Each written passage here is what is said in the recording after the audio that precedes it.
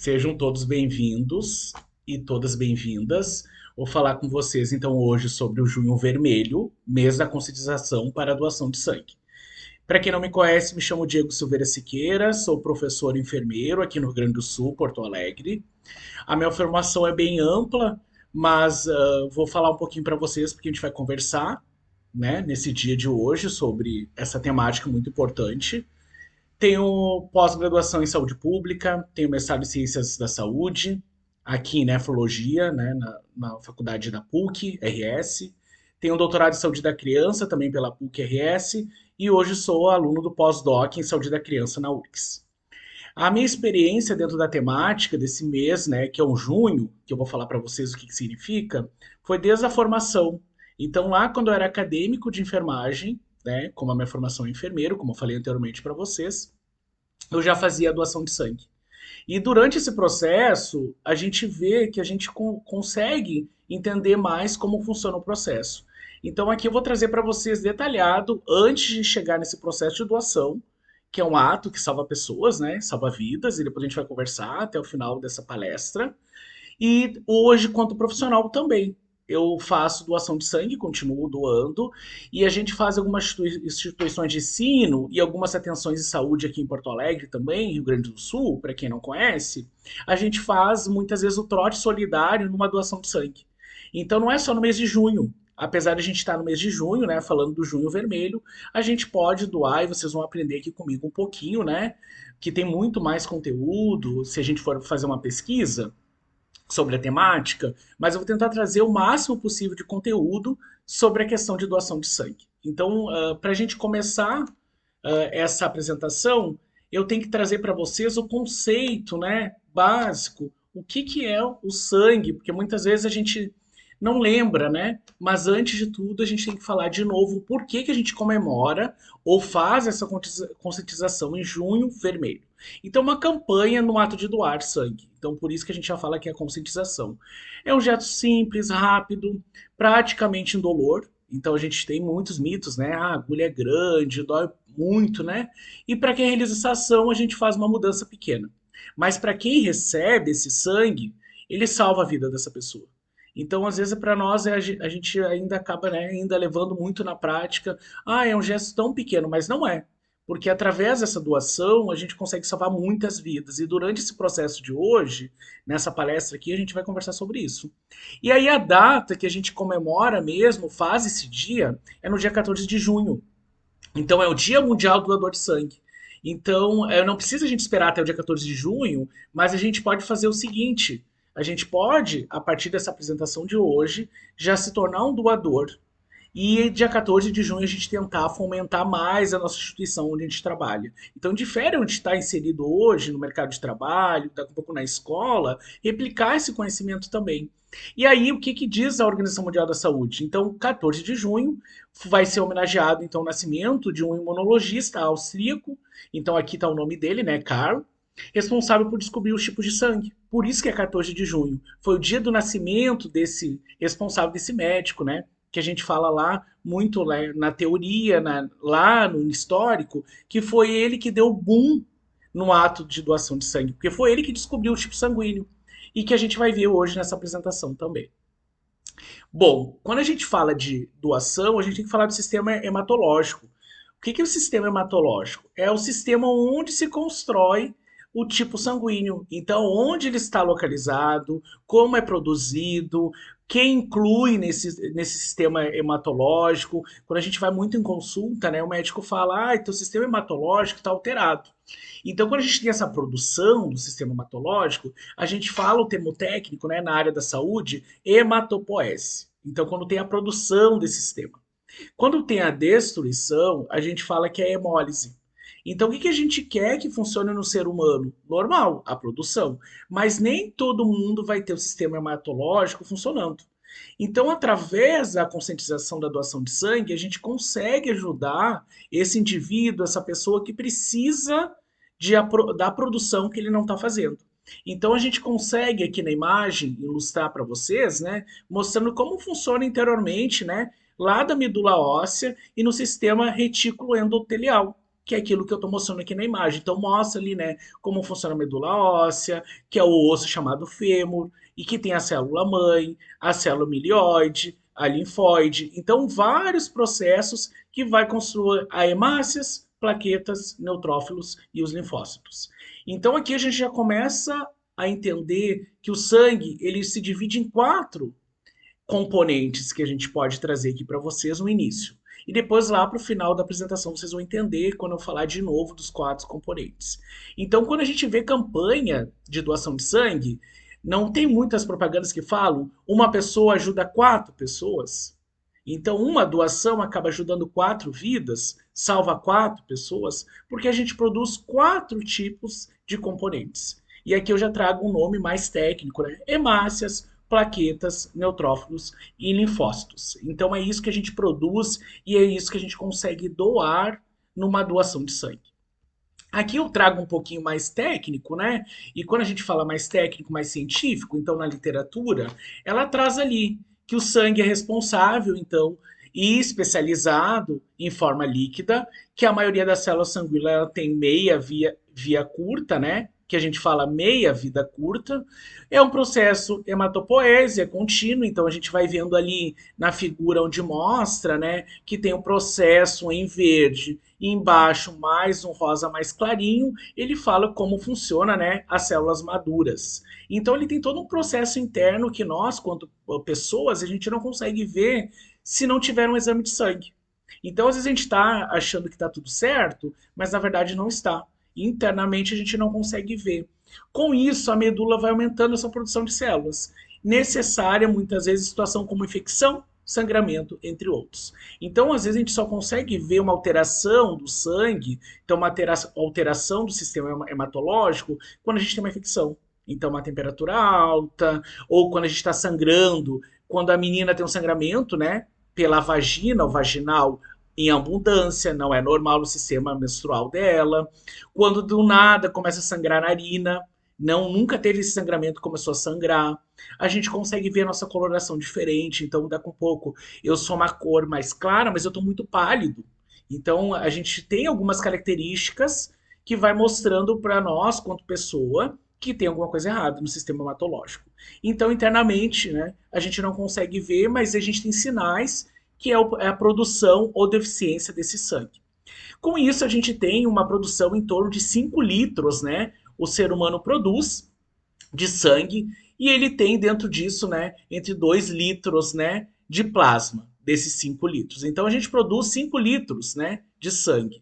Então eu já trago alguns mitos, né, desde o início da apresentação, que quem doa não vai perder todo o sangue, não vai ficar, né, com anemia, tem todo um processo, e a gente produz 5 litros, né, por dia. Então é muitos sangues que a gente produz.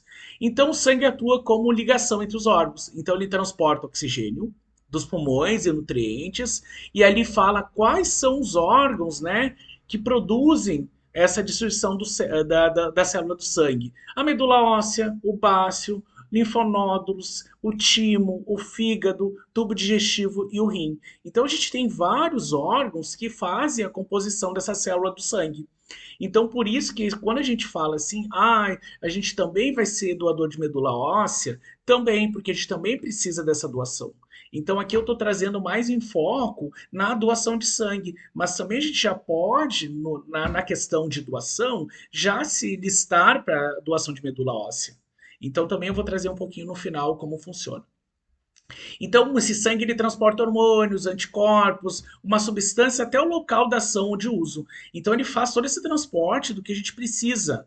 Muitas vezes, né, os produtos de degradação produzidos pelo metabolismo celular até os pulmões. Então, para quem não lembra, né, os pulmões é o órgão onde a gente respira, a pele, o fígado, o rim. Então a gente sabe que se não funciona o sistema renal, a gente não consegue eliminar a toxina pela diurese, então pelo xixi, né? Então pela eliminação lá quando a gente vai no banheiro fazer o xixi, ele não consegue fazer isso, onde transforma esses eliminados do corpo.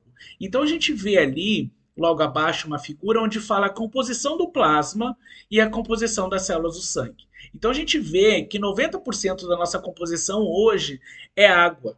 Então a gente também tem no nosso organismo 90%. Claro, isso eu estou falando aqui, né, quanto professor, orientador, né, da saúde, que isso é o normal, quando a pessoa produz normal. Mas tem pessoas que não tomam água, não tem essa produção e acaba tendo menos de 90% de água no seu organismo. Com isso, né, a gente tem outras proteínas, íons, substâncias que pode estar alterada. Entre outras, a gente traz ali também a produção da hemácia, os leucócitos, as plaquetas. Então, quando eu não estou funcionando, ter uma alteração. Essa alteração vai ter um diagnóstico médico e aí eu preciso desse hemoderivado, dessa doação de sangue para algum desses componentes. Então, aqui de novo, eu entendendo o que é o sangue, o que é o processo, a gente consegue saber qual é a ação da nossa doação de sangue. Porque às vezes a gente vai ajudar uma pessoa que ela só precisa da parte vermelha, dos glóbulos vermelhos, que são as hemácias. Então, nem sempre a nossa doação vai ser para uma pessoa só, vai ser até 4 pessoas. Então, lembrando, não é uma pessoa só. Eu não estou doando para o João Pereira da Silva, que está listado num hospital que precisa daquele sangue. Não, a gente vai sim intencionar a doação para João Pereira da Silva, mas mais 3 pessoas vai ser beneficiada. Então, isso também é legal da gente sair dessa fala, dessa orientação aqui que eu estou trazendo para vocês, que a gente pode ajudar sim.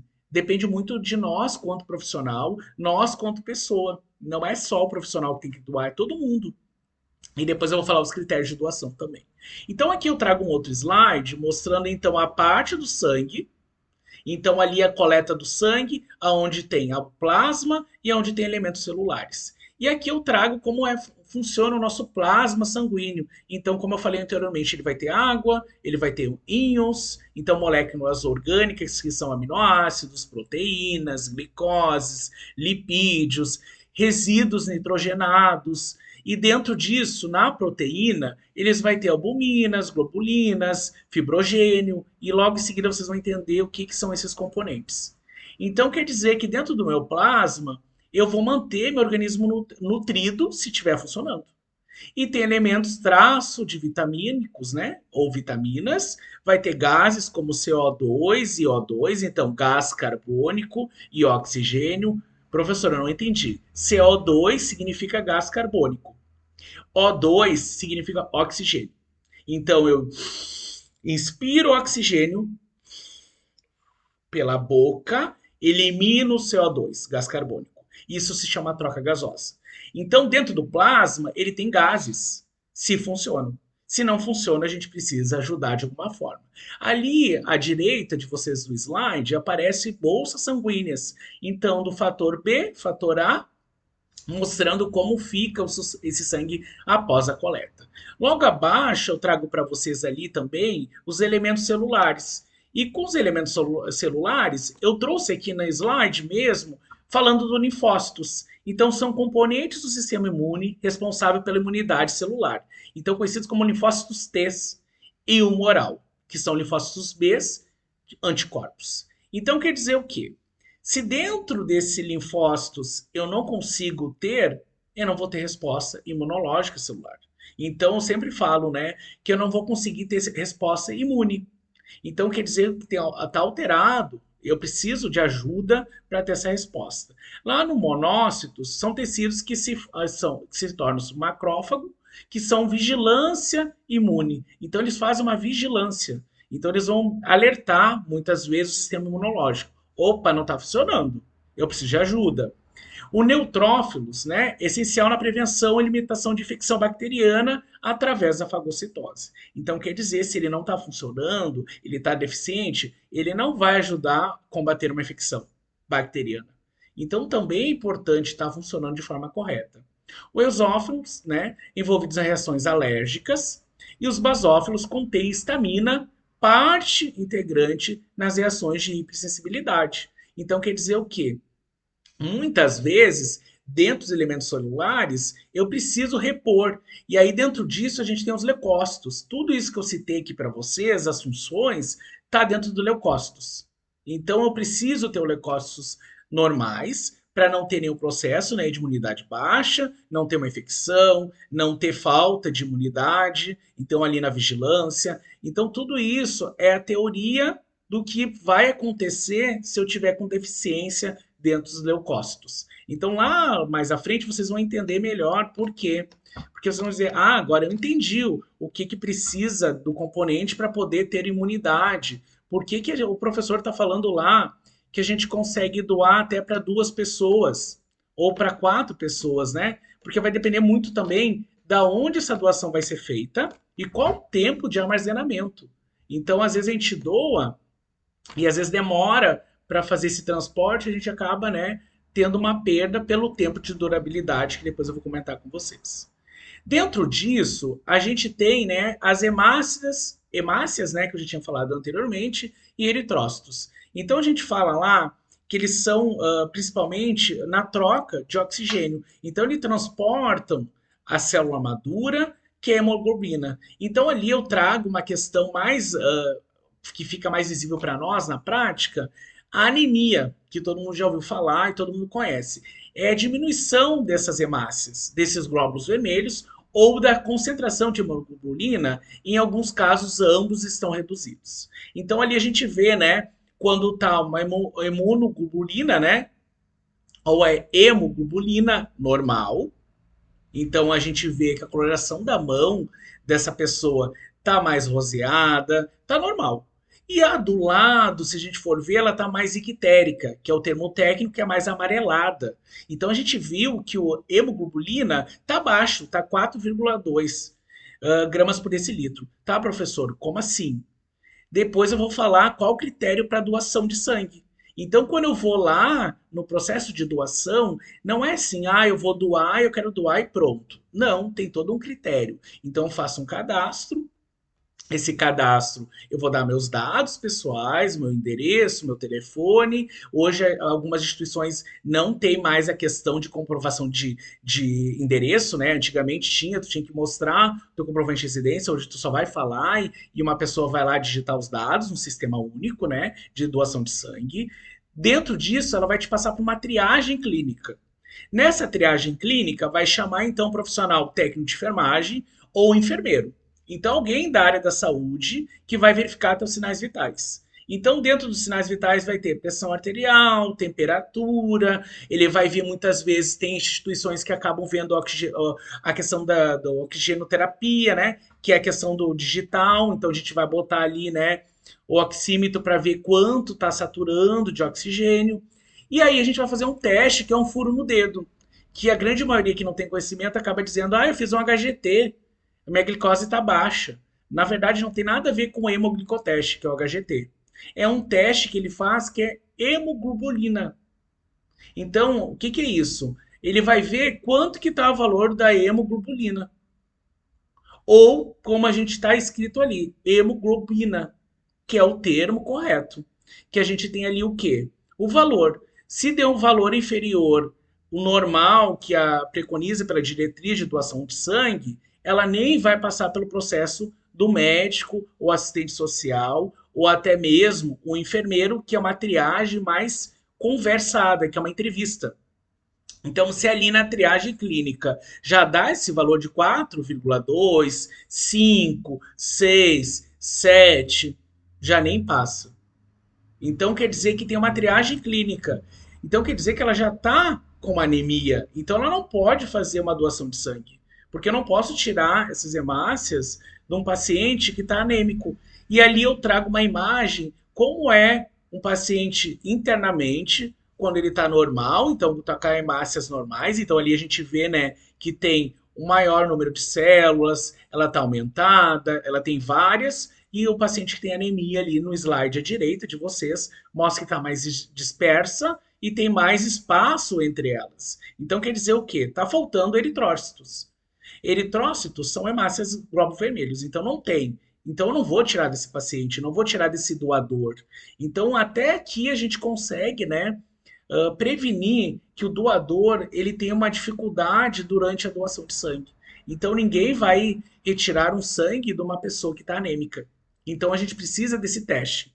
Então é lá na triagem clínica que é feito esse teste antes de passar para a entrevista, que é um outro processo. Então aqui a gente já consegue, né, fazer uma triagem mesmo, né? Então aqui, se vocês forem lá fizeram um cadastro e estão com toda a intenção de doar, que é o que a gente quer aqui, né? Com essa intenção aqui, com essa palestra, com essa orientação, é que vocês, a partir de agora, virem um doador, se vocês não são doador, e multipliquem o conhecimento com pessoas que não têm acesso, que possam serem possíveis doadores. Então, pode orientar que é feito um teste, que é um furo no lateral do dedo, que esse furo vai ser um sangue, e esse sangue vai dizer se ela está apta ou não a doar, se ela tem um processo anêmico, se ela está com diminuição do número de glóbulos vermelhos. Então não é glicose, tá, pessoal? Então, a primeira coisa, sair da apresentação de hoje, aqui da aula de hoje, com isso, né, bem sanado, sem dúvidas, e não falar o que muita população fala errado.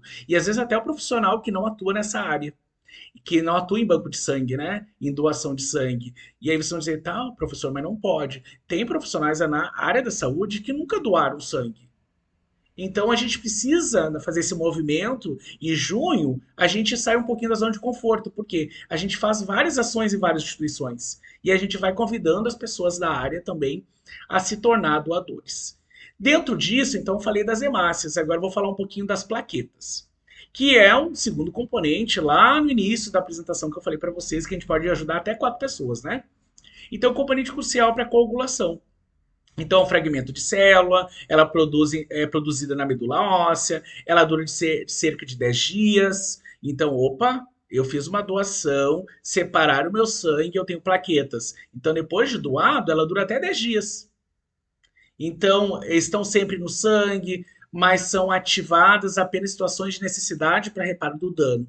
Então, quando ocorre na parede do sistema circulatório um dano no endotélio vascular. Então, aqui, vamos lá. Hemostasia evita a perda de sangue. Então, ali a gente está vendo uma parede vascular rompida, à esquerda da tela, onde mostra plaquetas, eritrócitos, a parede vascular está rompida. Então, ela vai fazer uma formação de coágulo. Então a plaqueta está ativada.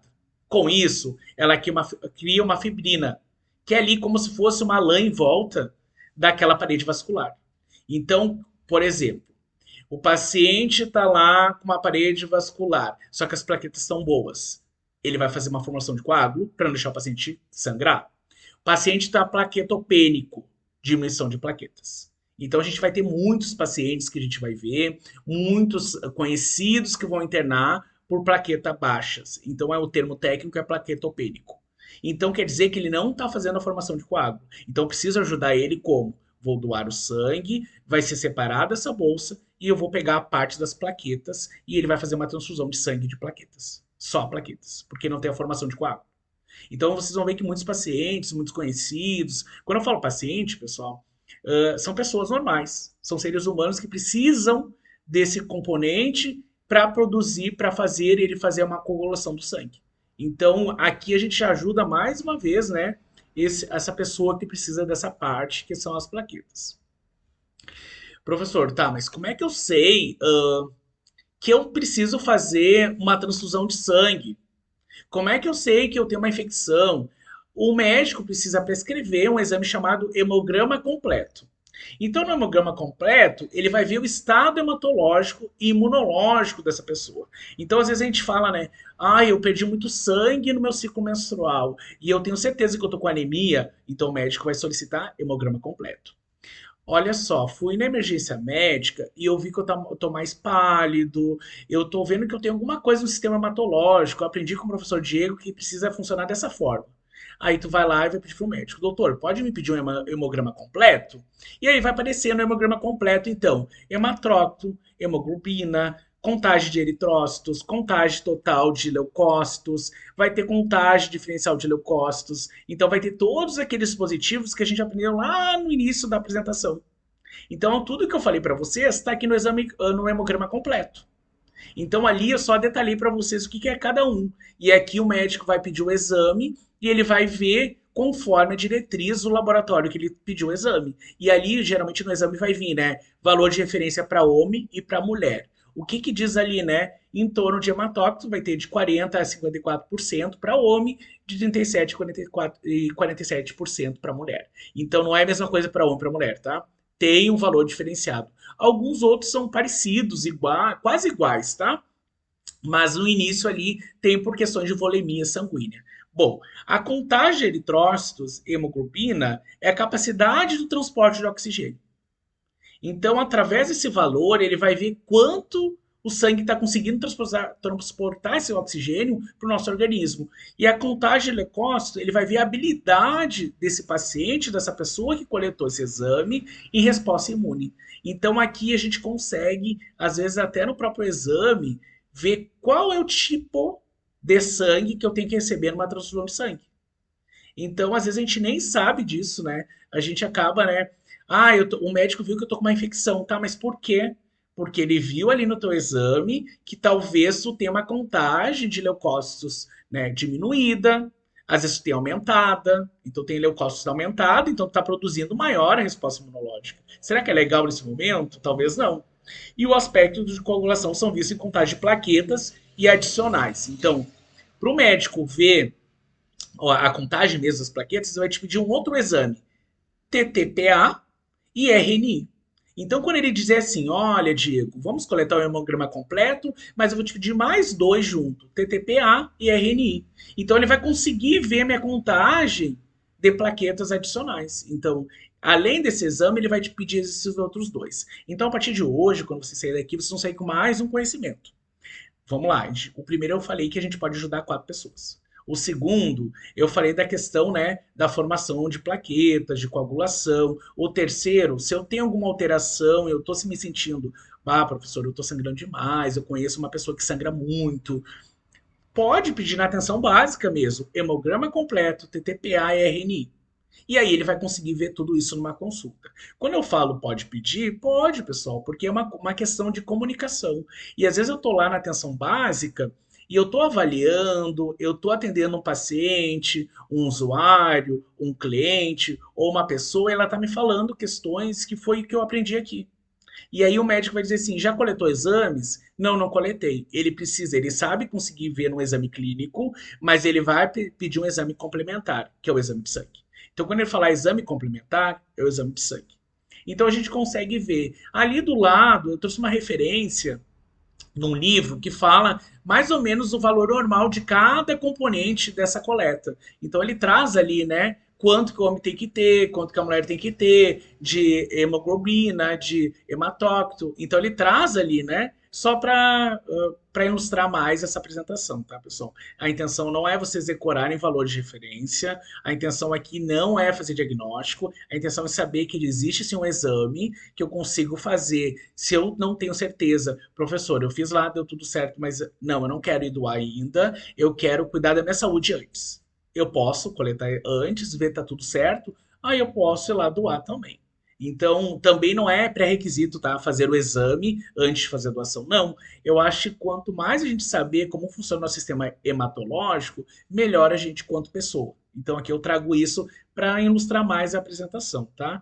Então, para entender o porquê que o médico às vezes pede, né? Para aquele usuário que a gente está atendendo, para aquele paciente que a gente está acompanhando. Ai, que besteira, mais uma coleta de exame. Não é besteira, pessoal. Tem algum significado, tem alguma importância, e para ele poder ver melhor esse paciente, esse cliente. Bom, então ele fala lá para mim, a literatura, né, fala para nós aqui, para mim, para vocês também, que o paciente que tem uma anemia, ele tem hemoglobina abaixo de 12 gramas por decilitro.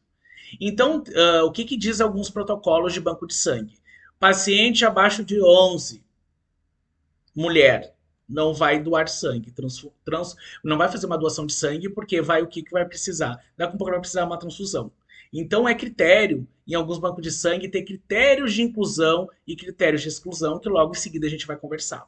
Mas aqui o que eu quero trazer para vocês? Se eu tenho abaixo desse valor, eu já tenho um distúrbio hematológico, mais comum, que é a anemia. Então ali eu trago uma imagem mostrando, né, uma pessoa com anemia. Então, a primeira coisa que ela começa a sentir é uma fadiga. Então, cansaço. Por quê? Ela tem um nível baixo de anemia. Então, ela não está com aquele nível normal. Então, ela vai sentir uma taquicardia, para quem não é da área que está assistindo, ou é da área, mas não lembra o que é o termo técnico.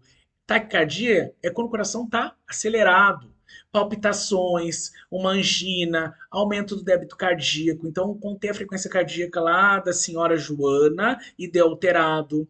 Diminuição do preenchimento ou enchimento, né, capilar. Então, apertei a ponta do dedo, soltei e demorou para retornar. Ela tem uma hipotensão, que é pressão baixa. Ela tem alterações eletrocardiográficas. Então, ela fez um eletro e deu alterado. Ela tem aumento da frequência respiratória. Ela tem dispneia aos esforços, que é dificuldade para respirar. Então, ela pegou uma vassoura e começa. Não consigo respirar, meu Deus, eu tô com uma falta de ar, uma falta de ar. Então, aos esforços. Evoluindo com uma dispneia ao repouso. Ela tá deitada e tá com dificuldade para respirar. Então, quando a gente fala ao repouso, ela não tá fazendo nada, não tá com vassoura, não tá limpando, tá normal, deitada na cama e com falta de ar. Palidez cutânea das mucosas, eu mostrei anteriormente para vocês das mãos, né? E aqui eu trago de novo, né? Ali a mão mais roseada, mais coradinha, tá normal. E a mão do anêmico é mais pálida, mais equitérica, mais amarelada. Muitas vezes ele vai ter leito inguinal, né? Escurecido, pele fria. Então, para quem não lembra, essa parte da unha, isso aqui vai estar mais, né, escurecido, a pele mais fria, então ele vai estar, o que a gente fala, né, com uma questão de pele, extremidades frias, uma cefaleia, então uma dor de cabeça, uma tontura, pode ter um desmaio, então ele desmaiar na hora ali da avaliação, muitas vezes ele pode estar com uma irritabilidade, irritado, aí fadiga ali mostra a imagem da moça, né, da Fernanda, da Joana, com uma fadiga, e o aumento do fígado e do baço. Então ele mostra, né, uma conjuntiva normal no olho e uma conjuntiva, então, pálida. Então, por isso que o médico vai lá no olho, né, na avaliação clínica, no exame clínico, olhar a conjuntiva, para ver se tem traços de anemia. Então, ele não consegue fazer um diagnóstico só com o exame clínico. Ele vai ter os sinais clínicos, ele vai ter conduta rápida, pode ter conduta rápida, mas ele vai pedir um exame de sangue completo, um hemograma completo. Então aqui começa, né, alguns diagnósticos médicos, mas se eu tô lá quanto profissional e tô vendo que tem alguns sinais, sintomas, né, tô vendo e o paciente está falando para mim, está sentindo sintomas, eu posso fazer uma ajuda, eu posso orientar esse paciente, essa pessoa e até mesmo a gente quanto profissional, né? A gente tá com alguns sinais, sintomas, a gente vai se identificando e consegue ter uma ação mais rápida, procurar ajuda. Bom, anemia, então, a gente tem alguns tratamentos guiados por gravidade de sintomas. Então, muitas vezes o médico vai lá prescrever, então, administração de oxigênio, transfusão de hemácias. Então, nosso foco aqui maior é na transfusão de hemácias. Então, para eu transfundir uma hemácia, mostra aqui à direita na imagem, né, logo abaixo, um paciente sendo transfundido, eu preciso de uma doação. Então, se eu não doar, eu não vou ter hemácias no banco de sangue. Então, eu preciso doar para ter essa produção de massa. Então, opa, já ajudei uma pessoa que está com anemia na minha doação de sangue. Otimização de volemia, melhorar o débito cardíaco, minimizar a atividade, incluir repouso. Então, se ela está com desfalto de ar, eu não vou deixar ela fazer esforço, eu vou deixar ela mais no leito, né? Eu vou ter uma visita domiciliar mais assídua, mais contínua. Ela vai fazer uma administração de eritropoetina, né, se necessário. Doentes com insuficiência renal crônica, então ele está com uma insuficiência renal, o que é isso, para quem não sabe? Não consegue urinar de forma espontânea e faz hemodiálise muitas vezes. Ou pode fazer diálise peritoneal, né? A administração de sulfato ferroso, anemia por deficiência de ferro. Lembra lá que na gestante também ela faz sulfato ferroso para evitar anemia na gestação. Então o médico fez um exame, viu que tem deficiência de ferro, sulfato ferroso. Acompanhamento nutricional, nem precisa, né, trazer aqui, mas eu trago para reforçar. A gente tem a nutricionista que é nossa equipe multiprofissional, que vai ajudar muito, então eu não vou entrar em detalhe de dieta, alimentos, eu trago a imagem só para ilustrar mesmo, porque a gente tem um profissional para isso. E minimizar perdas sanguíneas. Então, se eu tô anemia, vocês vão ver que a gente diminui as coletas sanguíneas, a gente controla, né, a questão da hipertensão em pós-operatório, rastreamento de pacientes anticoagulados com risco de sangramento antes do procedimento. Então, ele faz uso de heparina contínuo, enoxaparina. Então, a gente vai ver o quê? Que a gente vai evitar, né? Isso. O que a gente faz quanto à assistência de saúde? Aí eu posso ampliar, não só a enfermagem, tá? Assistência de saúde. Sinais vitais. Professor, mas eu não sou técnico, sou enfermeiro e eu não sei aferir. Mas se vai ter alguém, alguma pessoa da área da saúde junto que sabe aferir os sinais vitais. Se tu for fazer uma visita domiciliar, como agente comunitário, como outro profissional, eu não tenho essa formação, professor. Eu nunca verifiquei os sinais. Pede para alguém que tenha habilidade técnica para aferir os sinais. Saturação de oxigênio, né? Então a gente vê quanto tem de oxigênio. Eu vou botar o oxímetro digital, aquele que vai no dedo, e aí eu vou ver quanto que ele está saturando de oxigênio. Dados subjetivos do paciente antes, né? Então a conversa é importante, qualquer coisa que ele falar para nós a gente vai anotando durante após a alteração no tratamento ou a questão da tolerância de anemia. Então isso é importante. Bom, eu estou trazendo a doação de sangue, mas eu estou trazendo a importância de a gente doar, porque às vezes ela vai usar como tratamento na anemia a transfusão de hemácias. E aí, claro, né, tem outros protocolos? Tem, mas às vezes o paciente está tão anêmico que a única alternativa é a transfusão de primeira opção, tá? Então ali embaixo mostra a questão de primeira opção médica, porque está muito baixo as hemácias, então os glóbulos vermelhos. Professor, tu falou de distúrbio de coagulação e eu não entendi. Então, aqui eu trouxe algumas distúrbios de coagulação hemorrágico, que são doenças que vocês vão ver lá muito na prática, né? Doença hepática, deficiência da vitamina K, hemofilias, que a gente ouve muito, né? Isso são distúrbios de coagulação hemorrágicos. Complicação com terapia anticoagulante. Então, teve, né? Fez muita heparina, fez pouca heparina, teve um distúrbio durante a aplicação da heparina, coagulação intravascular disseminada, trombocitopenia primária e secundária, púrpura, né? Então vocês vão ver que tem pacientes que não podem, crianças, né? Que não podem fazer atividade física porque ela pode sangrar, bater, fica com hematoma e aí ela tem distúrbio de coagulação. Então a gente vê que muitos pacientes, às vezes idoso também, né, tem muitos hematomas pelo corpo porque ele tem distúrbio de coagulação. Então ele tem, né, ele tem alguma deficiência de coagulação e por isso que ele fica com mais hematoma. Por isso que a gente tem que cuidar mais, né? Então o idoso às vezes toma anticoagulante precoce para evitar. Bom, ele já tem um trombo embólicos, né? Então aqui é uma outra situação. Então ele já tem um tromboembólicos, que é o infarto agudo do miocárdio, que é o IAM, AVIE, né, que é acidente vascular encefálico isquêmico, TVP, trombo venoso pulmonar ou periférico, TEP, né, tromboembolia, embolismo pulmonar. Então são siglas, né, técnicas, e aqui eu estou trazendo o que, que significa cada uma. Coagulação intravascular disseminada, trombocitose, plaquetotose, né?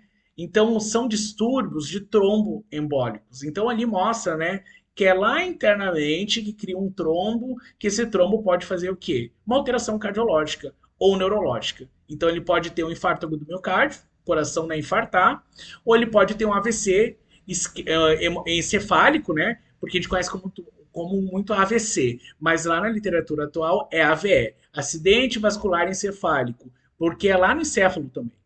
Então não é só mais o cerebral, tá? Isquêmico. Então ele não sangra, mas ele fica com uma isquemia. Então, às vezes, né, fica com alguma questão de dificuldade motora, dependendo da área do cérebro que for atingida. Então, a gente também tem algumas questões que pode acontecer. Tá, professor, o que, que me interessa saber isso? Que muitos pacientes vão precisar da transfusão para alterações de distúrbio de coagulação, tanto hemorrágico como tromboembolíticos, tá? Dentro disso, o médico vai olhar algumas literaturas. No sistema neurológico pode acontecer, digestório, geniturinário, cardiovascular. Então ele vai ter, né? Isso aqui que eu trouxe para vocês é um recorte da literatura, tá? É um livro de paciente crítico ou cuidados críticos que traz o que, que pode ter, né, no paciente que tem um distúrbio de coagulação neurológica. Ele pode ter, né, nível de consciência alterado, pupilas, né, alteradas, movimento de sensibilidade pode indicar hemorragia intracraniana, deficiência visual com hemorragia retiniana. Então, ele vai ter algumas alterações no sistema neurológico. E digestório, assim por diante. O que é interessante a gente saber? Que dentro dos distúrbios de coagulação, ele tem sinais e sintomas assim como anemia. Então, ele pode ter, né, uma coagulopatia, pode ser um processo oculto ou sutil, ou uma emergência, né, evidente ou maciça, e uma avaliação contínua de cada sistema de organismo. Então, cada um reage de alguma forma.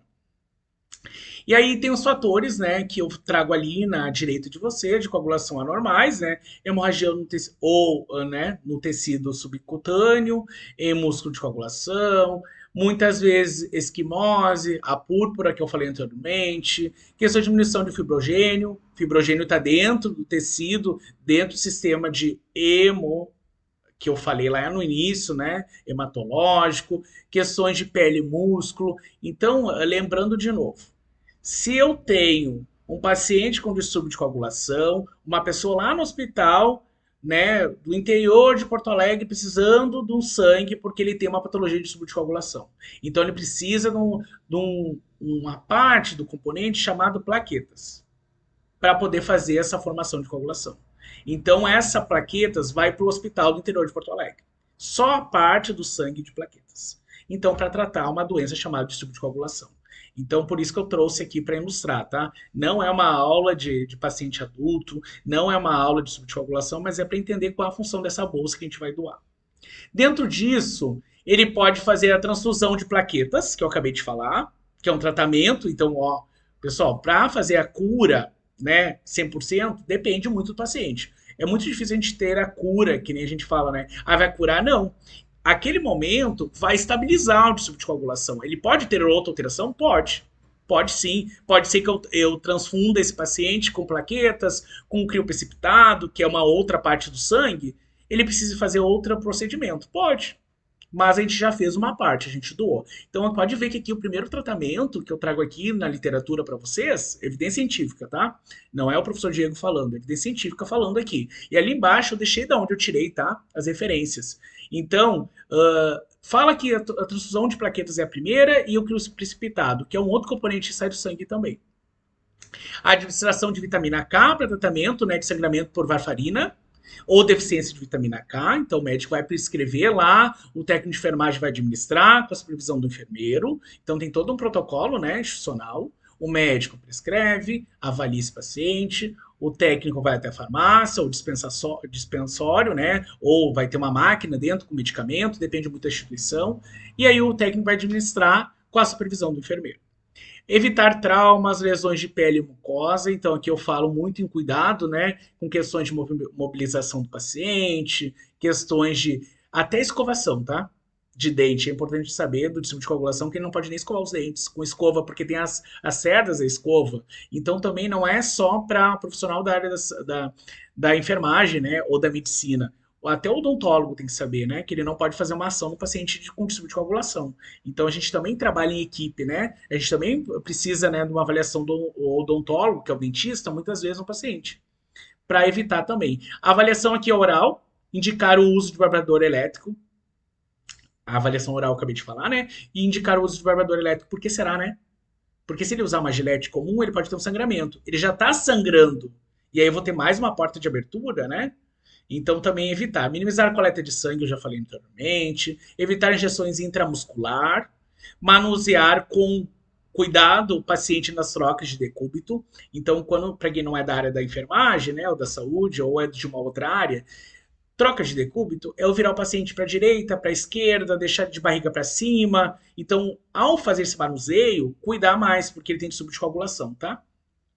Aspirar vias aéreas com menor pressão e somente se necessário. Então, pegar uma sonda, introduzir no nariz só quando tiver prescrição e se for necessário. Por exemplo, eu, Diego, estou internado lá, já aspirei de tarde, tá tudo certo. Por que eu vou aspirar de novo se eu não tenho nenhuma secreção?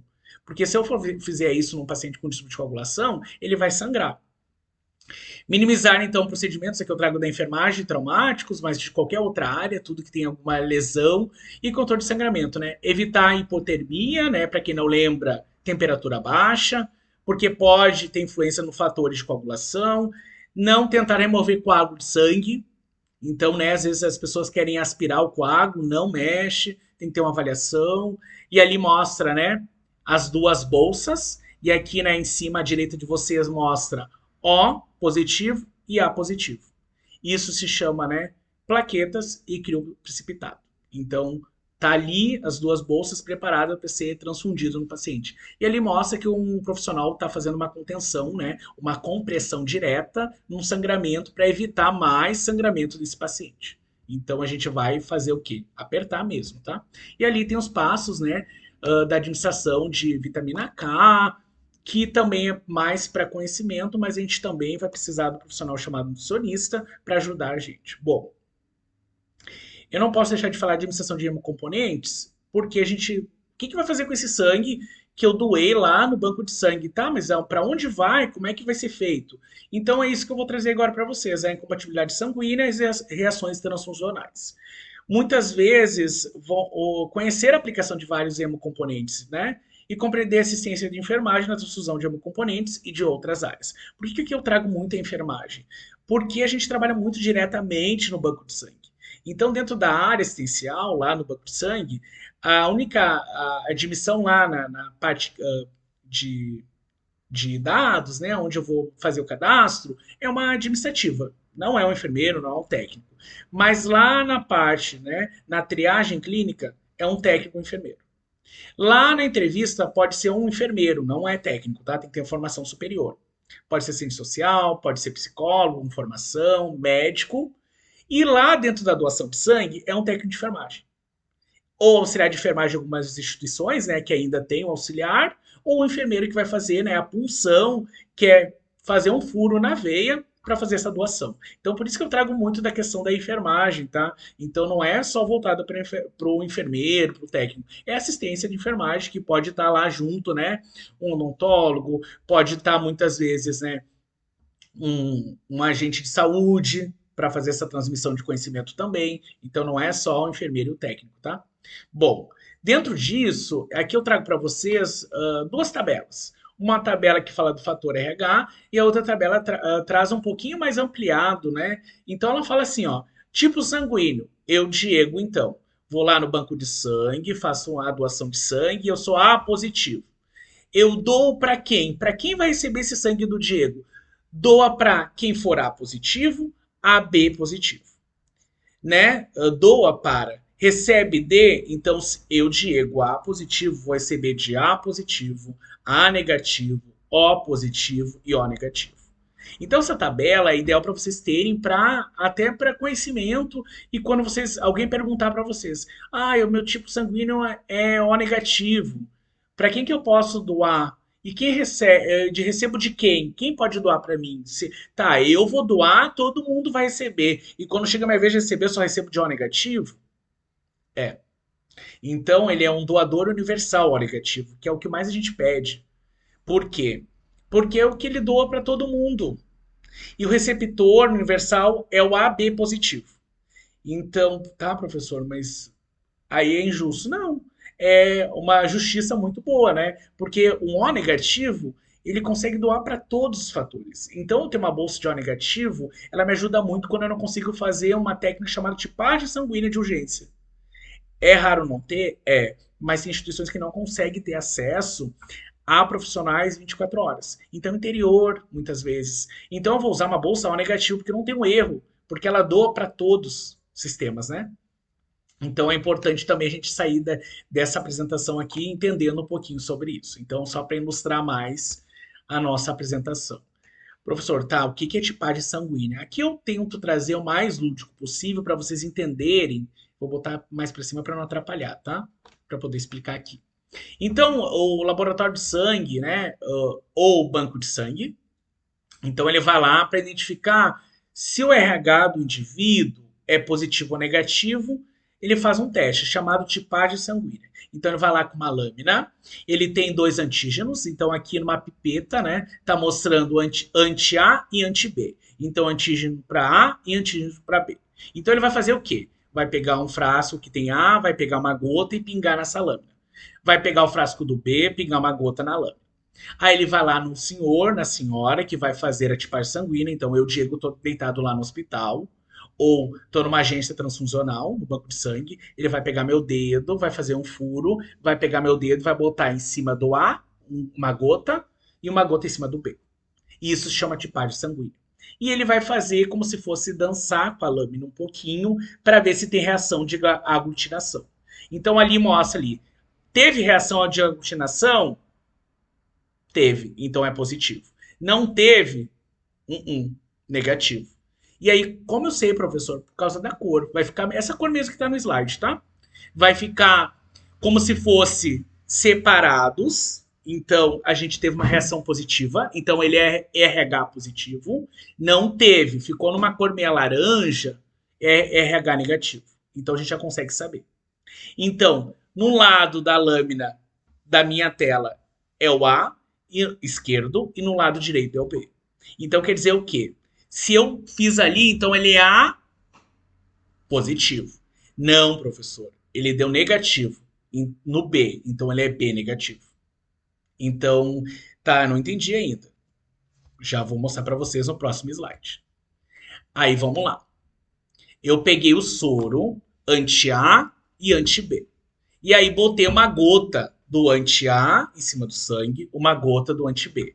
Então, vocês viram ali que aglutinou no A? Então, ele tem o sangue tipo A.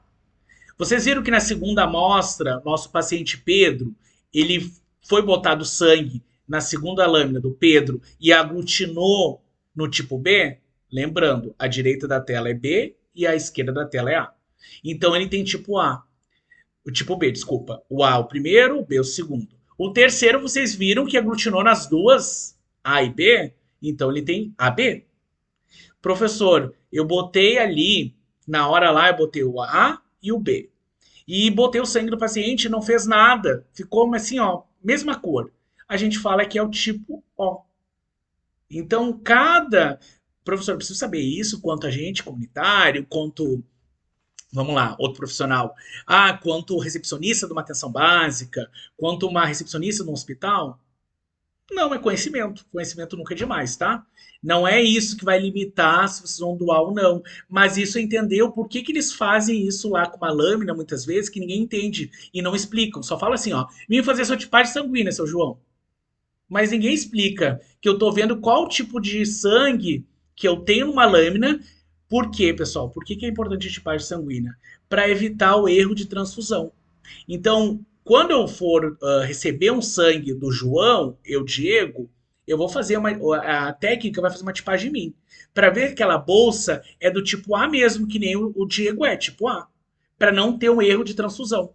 Então, sempre que eu for fazer uma bolsa de sangue que vocês doarem a partir de agora, para qualquer paciente que receber no hospital, numa atenção à saúde, né, hospitalar, ou no banco de sangue que ele vai fazer uma transfusão, não ter erro de bolsa, incompatibilidade de bolsa. Então eu vou sentar numa cadeira e a enfermeira vai dizer assim: agora eu vou fazer uma tipagem sanguínea, Diego. Aí ela vai fazer lá, vai pegar o soro A, o soro B e deu tipo A.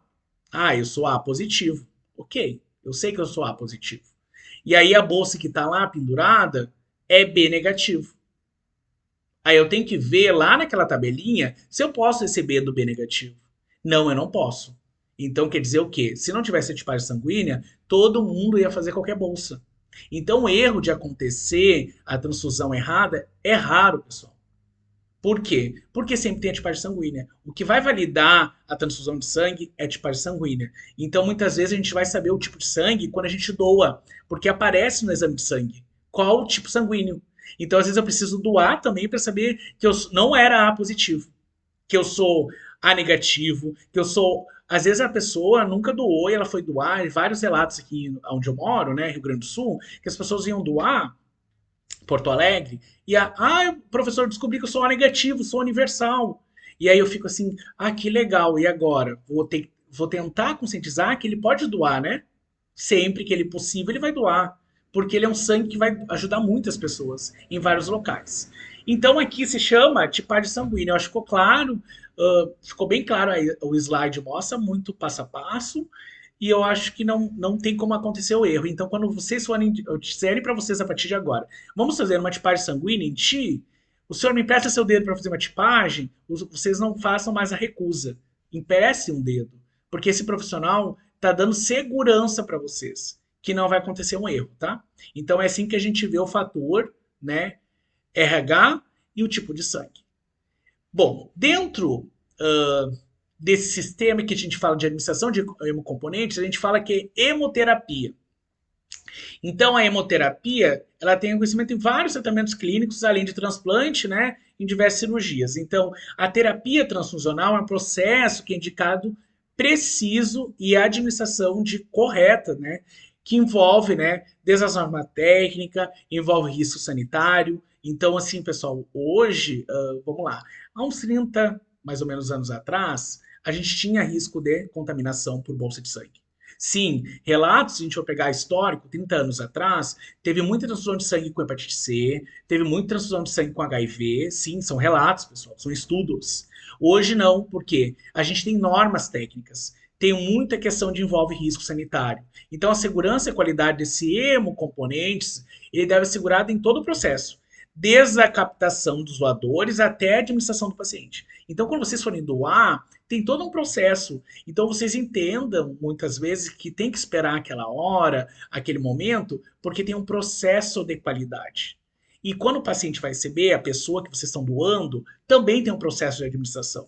Então eu consigo trazer para vocês os dois lados. O lado que foi doador e o lado que trabalhou na assistência como uma pessoa que administrou no paciente. Então, às vezes eu chegava lá no meu plantão, eu recebia essa bolsa. E essa bolsa para mim era um líquido precioso. Então tinha que cuidar dela como se fosse a vida do paciente. Então tinha todo um processo de checklist e uma tripla checagem. Como assim, professor? Chegava a técnica do banco de sangue, ela checava com a técnica chamava uma colega, checava junto e depois checava comigo. Tripla checagem. Então, antes de administrar no paciente. Então, muitas instituições hospitalares fazem isso para evitar o erro. A participação do enfermeiro em todas as fases do processo, desde a captação e doação até a transfusão de sangue, contribui para essa segurança transfusional. Pessoal, não é me achar mais do que qualquer um aqui, tá? Aqui eu estou falando o profissional enfermeiro, sim, porque é uma profissão que a gente acaba tendo essa responsabilidade, e hoje tem profissionais chamados enfermeiro com uma especialização em hemoterapia, que vai trazer isso, né? E a questão também de saber o que o doador e o receptor de sangue está recebendo, né? Como é, e o produto de qualidade minimizar, então, o risco à saúde dos mesmos. Então, eu, como profissional, vou evitar que na doação, essa doação não passe por nenhum processo que não seja validado e que o paciente não receba nenhuma bolsa inadequada. Tanto do tempo, né, de estabilidade fora, e o saber que o paciente está recebendo uma bolsa correta, né? Não ter erro, né, de administração de bolsa de sangue. E também a incompatibilidade sanguínea. Bom, trouxe todo um contexto, né, da questão histórica, também trouxe para vocês aqui a questão do sangue, o para que serve e como funciona a doação. Ele é um procedimento simples, nada que uma picada no braço, né, bem comum, pessoal, não é uma agulha um pouquinho mais calibrosa pelo volume de sangue que precisa sair. Então, em uma pessoa adulta, eu possuo em média de 5 litros, como eu falei lá no início da apresentação, né? São coletados no máximo 450 ml. Então, ninguém mais coleta mais 450 ml. Pessoal, o que é isso? 450 ml? É menos da metade de uma garrafa de refri de 2 litros, né? Se a gente for pensar. É menos que uma Coca-Cola, né? Que todo mundo conhece, né? Não tem conflito de interesse em falar o nome, né? Mas é menos que uma Coca-Cola. Então, assim, é uma quantia considerada pequena, mas o suficiente para ajudar tantas pessoas que precisam. Então, assim, não vai tirar 1 litro, 5 litros. Tem pessoas que estão escutando aqui essa apresentação, ficam pensando, mas nunca ninguém falou isso. Porque às vezes a pessoa acaba, né? Eu doei uma bolsa. E aí falam, né? Tem gente que aumenta. 1 litro tirado de mim. Não tira 1 litro, tá? No máximo 450 ml. E aí o que acontece? Contando com a entrevista de triagem, cadastro, avaliação dos sinais vitais, teste para anemia, lembra do furo no dedo? Coleta de sangue e o lanche oferecido após a doação, estima um processo em torno de 40 minutos. Uma doação mesmo, o ato de coletar o sangue, é 12 minutos, pessoal. Sabe o que é 12 minutos? É muito rápido. Então, todo o processo, assim, desde o início, eu entrei numa porta do banco de sangue, fiz o meu cadastro, passei por uma triagem, uma entrevista, aguardei para ser chamado numa sala de coleta, em torno de 40 minutos. E tem meu lanche incluído, né? Porque depois que eu dou, porque eu pedi 450 ml de sangue. Eu pedi células sanguíneas. Então, eu tenho que me alimentar para não fazer uma hipotensão, minha pressão não baixar, a minha glicose não alterar. Então, por isso que vocês recebem um lanche antes de sair. Então tem que comer o lanche, tá, pessoal? Não é, mas eu não tô com fome. Não é pela fome, é para manter o sangue produzindo células. Então vocês comem, tá? Porque vocês vão desmaiar depois. Para o organismo repor o volume do sangue doado, também é bem rápido, correndo dentro das primeiras 24 horas após a doação. Então, eu doei hoje, amanhã eu já estou produzindo células de novo. Então, eu tenho 24 horas para começar a produzir. Então, esses 450 que eu doei hoje, amanhã já volta estável, já está tudo certo.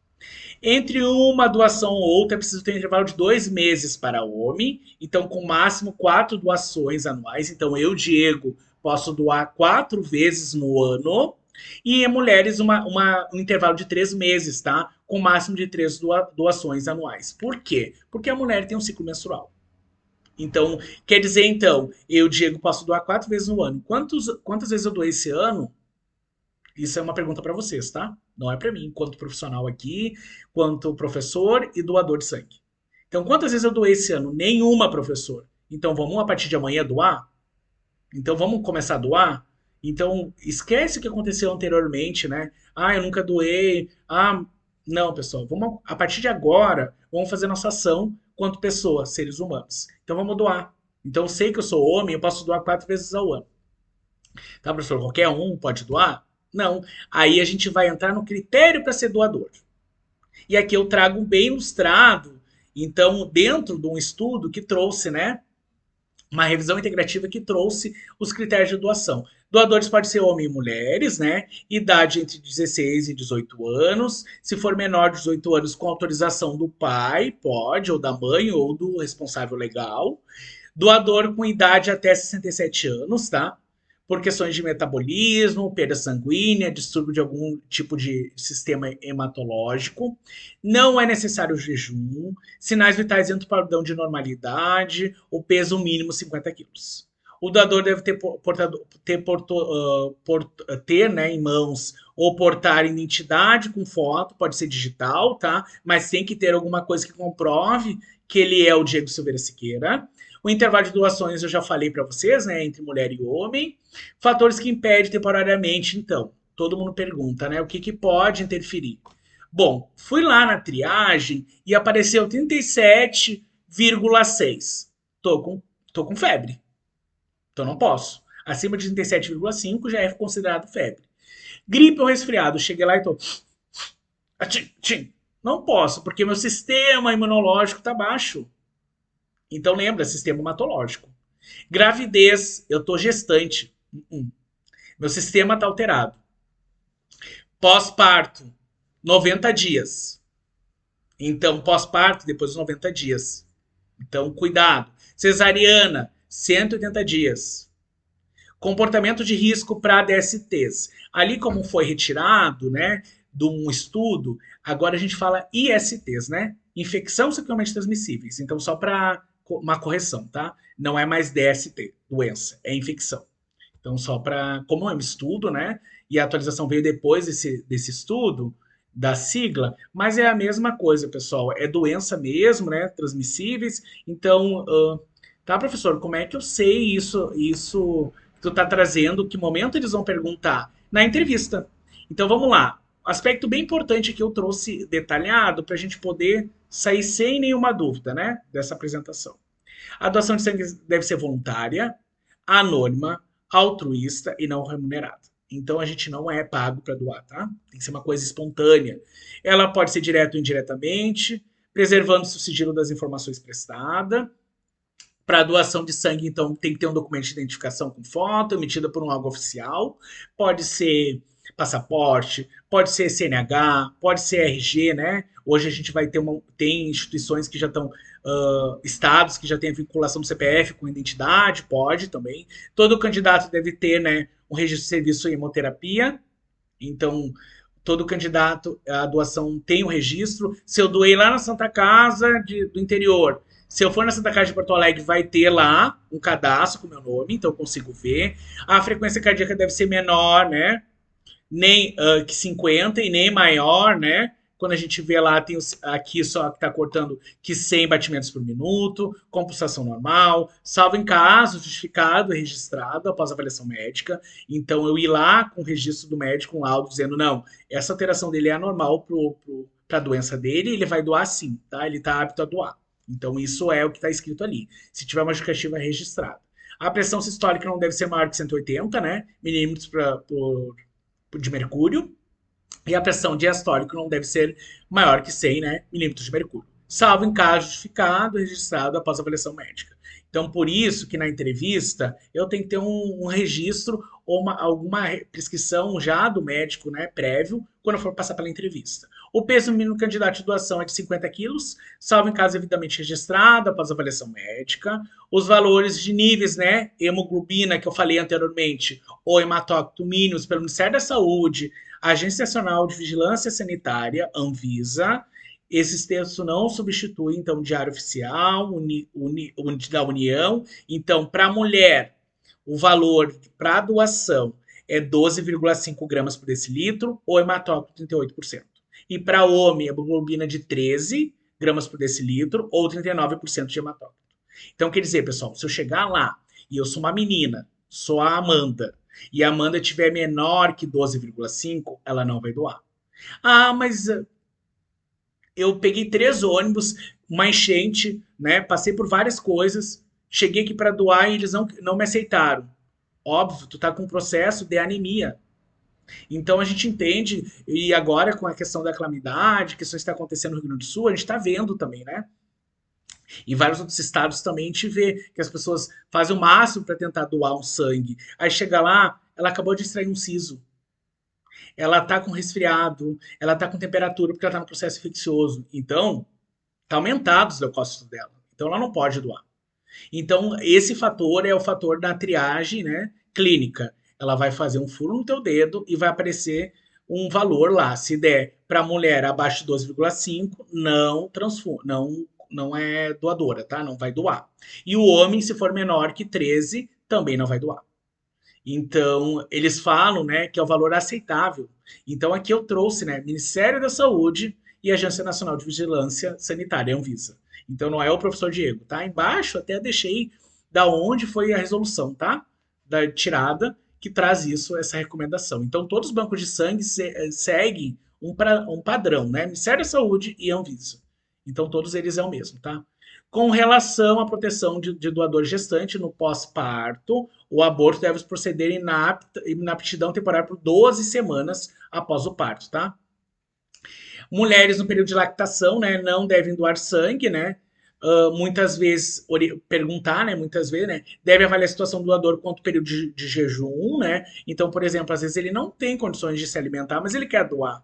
Então, o que a gente faz? A gente oferece um lanche antes, aguarda uns 40 minutos e faz todo o processo de novo.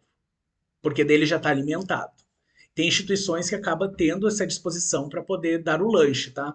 Não posso falar por todas, porque tem instituições que não tem, só tem para o doador depois. A ingestão de bebida alcoólica torna o indivíduo inapto à doação por 12 horas após o consumo, sendo alcoólatra crônico motivo de inaptação definitiva. Então ele não vai doar, tá? Porque não pode estar alcoolizado. A temperatura corporal não deve ser superior a 37, ali eu trouxe um exemplo de 37,6, né? Mas não pode ser superior a 87, porque pode ter alguma questão de estado febril, ou ela pode estar entrando no quadro gripal, e o Ministério da Saúde pede, né, a questão do antecedente clínico, laboratorial, ou história de pelo vírus, né, infecção pelo vírus também, HBV, HCV, HIV, HTLV, e aí fazendo, né, uma ressalva aqui, o HTLV está aumentando muito, né, no Brasil, então uma coisa também que está preocupando muito, então se tiver alguma história atual, ele não vai ser doador, ou tenha sido o único doador de sangue de um paciente que tenha soro convertido para referentes marcadores de infecção, na ausência de qualquer outra causa provável de infecção, deve ser considerado definitivamente inapto para doação de sangue. Então ele não, nenhum outro critério. Então quando eu, Diego, vou lá na Santa Casa de Porto Alegre, lá no banco de sangue, eu vou doar. Então eu fiz o meu cadastro. Passei por uma entrevista e fui considerado inapto para doação. Esse cadastro fica, pessoal. Então não adianta esperar um ano e ir de novo lá, porque vai aparecer meu nome. Até vai aparecer questões de quantas vezes eu doei ao ano, porque hoje o cadastro ele é universal, para evitar, né, a questão de doar mais e a pessoa que está doando ficar com alguma patologia, né, por falta de sangue. Então é bem fiel isso, tá? E aí, dentro disso, tá, passei pela questão do cadastro, a triagem, a entrevista, e eu vou receber um formulário chamado voto de autoexclusão. Então, um médico, um enfermeiro, assistente social lá que fez a triagem, ele vai falar para ti assim, ó, Diego, eu vou te dar um papel chamado voto de autoexclusão. E aí tu vai marcar depois quando tu entrar dentro da sala de doação. Vai marcar o quê, professor? Isso tudo que está escrito aqui é o que está nesse papel. Então aqui vai a identificação, né, do doador, então vai uma etiqueta com o meu nome, que vai ser de uma impressão. E aí o que está escrito ali, ó? O Hemocentro pode utilizar meu sangue para transfusão. Então quer dizer que lá na entrevista eu falei a verdade. Só que no momento que eu estou esperando para doação, me bateu uma questão de arrependimento, alguma coisa que eu não falei real. E eu acho incorreto o que eu estou fazendo. Então eu vou botar aqui um X. O hemocentro não deve utilizar meu sangue para transfusão somente para os exames. Então, se eu sei que eu tive um risco e eu falei lá, não quis me expor tanto para o doutor ou para alguém que está fazendo a triagem lá, a entrevista, né, para dizer se está apto ou não para doação, eu posso marcar um X aqui, botar na urna, vou fazer a doação mesmo, tá? Vai ser doada, eu vou tirar o sangue e na hora de fazer, né, a questão, eu só vou fazer o sangue, o exame. Eu não vou usar tua bolsa. Porque tu já me alertou que tem alguma coisa. E aí no exame de sangue vai constatar alguma coisa que é uma infecção. Então, algum vírus, né? Então aqui é o momento, por isso que é autoexclusão. Então é uma forma de ter sigilo de quem está doando e também não expor a pessoa, né, a nenhum constrangimento. Então esse formulário é entregue para ti, né, quanto doador, quando tu sai da sala da entrevista. Então tu disse assim, foi apto. O médico vai dizer assim, não, tu pode doar. Ele vai te dar essa folhinha que se chama autoexclusão. Só vai fazer o X quando ela te chamar na sala para doação, ela vai te dizer, agora tu pode preencher o formulário. Aí tu vai fazer sozinho ali, ela não vai ficar contigo, tu vai marcar um X se no sim ou não, se tu falou verdade ou não, vai fechar e vai botar numa urna. No final do dia, eu vou pegar todas aquelas bolsas que foram coletadas e vou olhar essas fichas. E depois, claro, pessoal, o outro passo é feito toda uma triagem, tá? Exames de todas as bolsas. Não é transfundido em ninguém sem antes ter os exames, tá? Aquela que tiver alteração vai ser comunicado, né? Vai ser chamado para comparecer ao banco de sangue. Eles vão mandar ou via telefone ou via fax, né? Depende muito da instituição. Geralmente é via telefone que faz o contato para comparecer ao banco de sangue para buscar o retorno do exame. Então eles não vão falar nada por telefone, tá? É chamado, é passado por uma sala de aconselhamento, tem todo um protocolo também. Então aqui só para vocês saberem que tem mais um passo, tem um momento antes, né, dessa bolsa passar por toda uma análise de excluir essa bolsa antes de doar, tá? Então isso se chama autoexclusão. Bom, aí eu falei anteriormente, mas só para trazer mais coisas, né? Situações que impedem temporariamente de doar sangue. Quando eu trago isso, fica mais claro, né? Para não perder tempo, muitas vezes, e também se focar numa questão mais assim pontual, orientar as pessoas de forma correta, né? Então, a extração dentária deve aguardar até 72 horas para fazer doação. A apendicectomia, a amidalectomia, cirurgia de varizes e hérnias, aguardar 3 meses para doar após o procedimento. Consumo de bebida alcoólica não ingerir no dia da doação, hemotransfusão, né, não ter realizado nos últimos 6 meses, né, a questão de fazer uma autotransfusão mesmo, tem que esperar 6 meses, tatuagem não deve ter realizado no último ano, tem instituições de banco de sangue que toleram até 6 meses de tatuagem, e tem instituições de banco de sangue aqui no Rio Grande do Sul, posso trazer para vocês exemplo prático aqui, tem instituições que há 6 meses e tem instituições que há um ano. Então vai depender muito do protocolo de cada banco de sangue, tá? O Hemocentro de Porto Alegre, Rio Grande do Sul, é 6 meses. Aí se eu for em outro banco de sangue, se eu trazer para vocês o Hospital Santa Casa de Misericórdia de Porto Alegre, o banco de sangue deles é um ano. Então depende muito de protocolo de cada instituição. Vacinas de vírus atenuados, não aceitar como doador por 2 semanas, porque é o tempo do vírus, né? Se instalar no organismo. Vacina contra a rubéola deve aguardar 1 mês. Vacina contra a raiva deve aguardar um ano. Vacinas com vírus mortos ou tossóides, né? Aceitar-se assintomático. Então, tudo isso, o profissional que está na entrevista, ele vai avaliar, ele vai te perguntar: fez alguma vacina? Fiz, doutor. Qual? Aí tu vai dizer para ele: ah, eu fiz a rubéola. Então tu vai ter que guardar 1 mês, tá? Tu não vai poder doar hoje. Ah, mas ninguém me falou isso. Não, estou passando para vocês isso, e assim como vocês estão assistindo hoje, essa apresentação vocês podem replicar, tá? Conhecimento nunca é demais, e tudo que a gente aprende a gente tem que repassar, replicar, tá? Não ficam só para vocês o conhecimento, repassem. Segurança, então, do paciente, tem um instrumento de monitorização submetido à transfusão de sangue, então, aquilo que eu falei, né? Identificação do paciente, quando ele vai receber esse sangue que foi coletado, pré-transfusão, transfusão, pós-transfusão e observação complementar. Então, cada instituição tem um documento que preconiza toda essa segurança do paciente. Aqui eu trago, né, a transfusão de sangue, que foi aquilo que eu falei para vocês, que vai ser administrada intravenosa pela veia do paciente. Esse sangue ou hemocomponente pode ser o concentrado de hemácias, plaquetas, plasma ou crio, que são 4 bolsas. E aí o concentrado de hemácias são pacientes que têm algum distúrbio hematológico, né, que precisam de hemoglobulina superior, né, de 10 gramas, né, por decilitros, ele precisa receber, ou quando ele está inferior, né, abaixo do valor normal que preconiza. Concentrado de plaquetas indicado em transfusão, então, de pacientes associados a plaquetopenias, que eu já falei anteriormente, né, desencadeado por falência medular, raramente indicado, né, em destruição periférica, mas é tudo em função de plaqueta. Então, aqui na imagem, onde está meu rostinho aqui em cima, mostra. Então, eu, Diego, vou doar hoje. Então, eles vão tirar 4 tipos de componentes. Então, vai ter concentrado de hemácias, que é o primeiro, concentrado de plaquetas, plaquetário, o crio precipitado e o plasma normal. Então, vai ter 4 tipos de transfusão. E cada um serve para alguma coisa. É isso que eu trouxe aqui na apresentação, tá? A questão do crio precipitado é indicado tratamento de hipo, né, diminuição de fibrogênios no sangue, como eu falei lá na apresentação, ou questões de fator, né, 8 diminuído, também que eu trouxe lá no início da apresentação. Aqui mostra um doador, né? Então, como funcionam os componentes hemoderivados. Eu tenho um doador, então ele vai ter um sangue fresco total. Desse sangue vai ser plasma, plaquetas, leucócitos e hemácias. E ele vai se dividir, então, em plasma rico em plaquetas e concentrado de hemácias. Então, ó, eu dividi a bolsa em 2 momentos.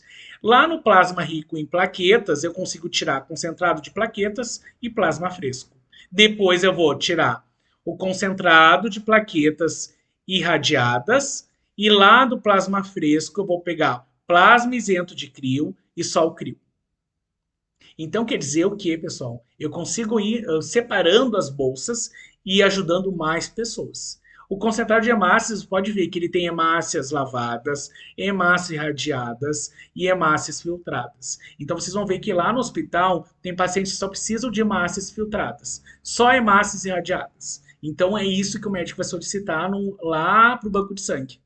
E aí eu vou estar ajudando, porque eu vou do meu sangue total, vai ser 4 bolsas.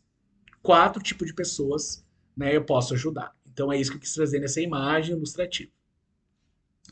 E aí, claro, a transfusão pode ser agendada de horário, a rotina é realizada dentro de 24 horas, né? Em hospitais, cliente hospitalizado, e de urgência até 3 horas. Então, por isso que a gente pede, né?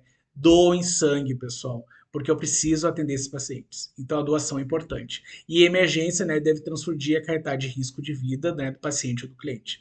Então, tem a etapa pré-transfusional, a etapa transfusional e pós-transfusional. Dentro disso, o Ministério da Saúde tem uma portaria, né, 2.712, de 12 de novembro de 2013, que fala sobre todo esse processo de modalidade de transfusão. Então, que diz lá no Ministério da Saúde. Aqui mostra só a etapa, como funciona, que eu já falei para vocês. Tem um termo de ciência da transfusão e tem protocolos que a gente preenche para ter segurança para o paciente. Dentro disso, tem toda a etapa e ali mostra os dispositivos que é utilizado, né? Só para vocês terem conhecimento também, que é todo um processo qualificado e acreditado pela Anvisa também. O ritmo da perfusão vai depender muito, né, do volume que foi infundido, mas o hemocomponente ele tem duração de 4 horas quando chega para o paciente. Então, por isso que às vezes eu preciso, né, avaliar várias coisas. Às vezes o paciente não consegue transfundir em 4 horas, porque tem procedimentos de decorrência, tem outros raio-x, exame de tomografia, então ele acaba perdendo, às vezes, né, essa bolsa. Então, por isso que a doação é muito importante, pessoal, porque às vezes a gente não consegue finalizar num procedimento só numa bolsa. Eu preciso de mais bolsas. Por isso também. E aqui mostra, né, a classificação desse procedimento pró-transfusional, que ele pode ter, sim, algumas questões, né, que a gente vai avaliar junto com a equipe médica, as reações. Muitas vezes ele pode ter uma reação por questões de dispneia, né, questões por ido, né, que é uma reação cutânea, contaminação bacteriana, pode ter febre, calafrio, porque pode ser uma reação da questão da transfusão, porque ele nunca fez, então é um corpo estranho que está entrando pela corrente sanguínea, pode acontecer isso, é normal, pessoal, numa transfusão. A condução durante a transfusão, a gente vai, né, entrar em contato, eu quanto líder de uma equipe, a gente vai chamar o médico, vai comunicar o banco de sangue, preencher um formulário de evento adverso, de transfusional. Então vai ter toda uma questão, né? A gente já comunica a agência transfusional, que é o banco de sangue, preenche uma notificação, é todo um protocolo, tá? Não é assim, aqui teve do seu João. Não. Tem que preencher todo um protocolo. Essa bolsa tem que saber o volume que foi infundido, tudo qualificado, tá? Nesse protocolo. E aqui eu mostro o protocolo de ficha de segmento de transfusão também, né? E aqui mais ou menos os efeitos que pode acontecer na reação transfusional. Então não é o que vai acontecer 100%, mas 89% até 90% pode ter reação transfusional, tá? Aqui mostra o ciclo que eu falei para vocês, né? Que vai acontecer dentro da coleta de sangue, de tubos e amostra, como é que funciona, só para vocês verem que tem toda uma diretriz, mas para mostrar também para vocês que tem registramento biológico, tem o diagnóstico que a gente faz em cima disso, aqui eu trago o diagnóstico de enfermagem para validar o NANDA que a gente utiliza, né? Que é o diagnóstico de enfermagem, então várias coisas a gente cuida em cima desse procedimento. Aqui, como funciona a técnica, e tem todo um protocolo para realização de hemotransfusão também, tá? Só para mostrar para vocês também que a gente usa POPs, protocolos de operação padrão para utilizar. E aqui eu finalizo então com as minhas referências dessa apresentação. O que eu quis trazer aqui no modo mais amplo? Que a gente precisa o quê? Entender o processo de doação e saber a função da nossa bolsa que a gente vai doar. Então, a partir de agora, nesse mês de junho, eu quero que vocês comecem a conscientizar toda a população a doar assim como vocês. Então, espero ter passado um conhecimento mínimo, né? Poderia ter muito mais coisa para falar sobre hemoterapia, hemoderivados, banco de sangue, mas eu vou deixar meu contato de e-mail também aqui para vocês, vou deixar também meu Instagram para contato, qualquer dúvida eu estou à disposição também de vocês. Mais uma vez agradecer a todos que estão assistindo, também o Instituto Golden, né, Centro Educacional, pela palestra, apresentação também aqui conosco, junto comigo, né, então a gente em parceria, e trazer também, pessoal, uma doação ajuda até 4 vidas. Então vamos doar. Meninos podem doar 4 vezes ao ano e meninas 3 vezes ao ano, tá? Vamos replicar esse conhecimento e fico à disposição para qualquer dúvida e deixe meus contatos aí.